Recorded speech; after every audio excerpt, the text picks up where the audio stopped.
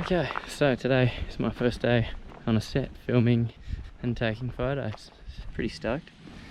It's a different world to where I was 2 weeks ago. But yeah, let me give you a little background on where I was and what I'm doing now. Okay, so last week I resigned from my job. Really just eating me up inside to be there every day, just stuck in the office, working for the man, I guess you could say. Not against the people or anything, it was just wasn't the right fit, so I thought now's the best time before we buy a house or do anything. I was sitting in a pretty good position financially, so I thought it's now or never to give it a crack at turning my passion into a career. The next few weeks I'm going to film my journey, explain what's going on, what kind of work it takes. Sometimes you just gotta give it a crack, hope for the best. And I got a good feeling about this.